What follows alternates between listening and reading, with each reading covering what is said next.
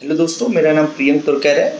आज मैं हमारी एक मुहिम जिसका नाम मास्क और रोजगार है, जिसके तहत हमने हमारे गांव बिरौली जो कि मध्य प्रदेश में स्थित है, सिवनी जिले में, उसमें लगभग 2500 मास्क का वितरण किया है। अभी ये पिछले मंथ ही कंप्लीट हो गया था पूरा, तो उसके बारे में विस्तृत चर्चा करेंगे। तो इसकी शुरुआत कहाँ से हुई? अप्रैल में, मिड अप्रैल में, जब जो कोविड की जो दूसरी लहर थी वो काफ़ी बढ़ चुकी थी और जिसका इफेक्ट गांव में भी दिख रहा था। तो उस टाइम ये हो चुका था कि गांव के हर दूसरे घर में लगभग सभी को एक फीवर चल रहा था। तो लोगों को क्या लग रहा था, अवेयरनेस नहीं थी इतनी, तो लग रहा था गांव में कि यार ये वायरल फीवर है। तो जागरूकता की कमी की वजह से उसे ये नॉर्मल ले रहे थे। इसकी वजह से एक तो काफ़ी डेथ्स भी हुई, गांव में भी, ग्रामीण इलाकों में भी काफ़ी डेथ हुई। तो इसका एक मुख्य वजह ये था कि लोग मास्क नहीं लगाते थे। पहली वेव में क्या था, पेनिट्रेशन जो था कोविड का वो लगभग शहरी इलाकों में ही सीमित था, लेकिन ये जो सेकेंड वेव थी ये गांव तक फैल चुकी थी, हर एक घर के अंदर तक आ चुकी थी। तो हमने क्या सोचा कि क्यों ना हम लोग सबसे पहले मास्क पहनने के लिए जागरूकता फैलाएं और मास्क का डिस्ट्रीब्यूशन करें। तो एक दिन हम लोग ऐसे रात में डिस्कशन कर रहे थे, घर के सारे मेंबर, मेरे मम्मी पापा, भैया भाभी। तो उस टाइम हमने सोचा कि क्यों ना गांव को सारे लोगों को मास्क डिस्ट्रीब्यूट किया जाए। तो एक मेरे तरफ से ये था कि मेरे और भैया तरफ से हमने सोचा कि यार क्यों ना हम मास्क खरीद के लोगों में बांट दें। लेकिन उसी टाइम हमारी माता जी ने बोली कि यार इससे ये होगा कि जो मास्क हम डिस्ट्रीब्यूट करेंगे, अगर मान लो हम करते हैं नॉर्मल ये यूज एंड थ्रो वाले मास्क करते हैं, तो आप कितने दिन तक पहन सकते हैं? एक बार पहना, यूज किया और अगर फेंक दिया। एक तो इससे क्या होता है, वेस्ट बढ़ेगा, मेडिकल वेस्ट बढ़ेगा, और ऊपर से लोग कितने देंगे हम लोग, है ना, बार बार देना, और उतना लोग अफोर्ड भी नहीं कर पाएंगे और खुद से ले वो अगर ये जो वन टाइम यूज वाले हैं मास्क। तो माता जी ने बोला क्यों ना आप ऐसा करें कि कपड़े के बनाए हुए मास्क हम गाँव में दें। अब अगर बाहर से हम खरीदते तो दिक्कत ये थी कि मतलब कुछ फायदा नहीं होता गांव में। उस टाइम ये भी था कि सभी मतलब अपने घरों में पैक हो गए थे और उनके पास रोजगार का भी कोई साधन नहीं था। ठीक है, तो हमने सोचे कि क्यों ना ऐसा किया जाए, मतलब हम कपड़ा दें लोगों को और उन्हें बोले कि आप थोड़े मास्क बनाइए, इसके बदले में हम थोड़ा आपको फाइनेंशियल हेल्प करेंगे, सिलवाई का पैसा देंगे, और वही मास्क हम गांव के लोगों में डिस्ट्रीब्यूट किया जाए, कर सके। ठीक है, तो इससे दो चीज हो गई, एक तो मास्क भी बन जाएंगे और थोड़ा बहुत पैसा, फाइनेंशियल हेल्प हो जाएगी लोगों की। तो हमने इसकी शुरुआत की।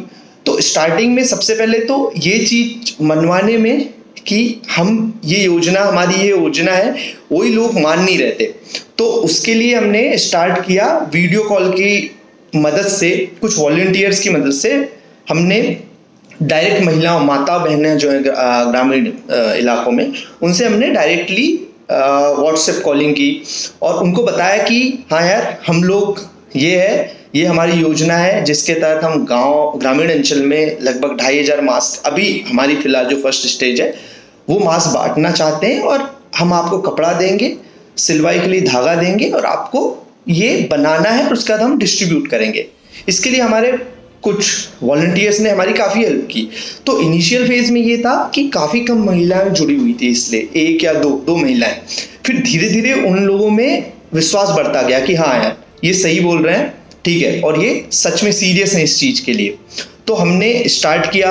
सबसे पहले इसके लिए हमने उन्हें डिज़ाइन दी। हमें भी तो ये देखना था कि ये अच्छा बना पाते हैं कि नहीं मास्क। तो हमने बहुत सारे मास्क देखे दूसरी जगहों में, जो अच्छे कपड़े के मास्क बने हुए मास्क, जो अच्छी डिज़ाइन की, जिससे ज़्यादा सफोकेशन ना हो। क्योंकि गांव में ऐसा है कि लोग जो मास्क यूज़ करते हैं काफ़ी रफ एंड टफ यूज़ होता है। ठीक है, तो वैसे होने चाहिए, पक्के होने चाहिए, सिलाई अच्छी होनी चाहिए। उस बेसिस पे, उस आधार पे हमने कुछ मास्क की डिज़ाइन चूज़ की और उन्हें सेंड कर दिया।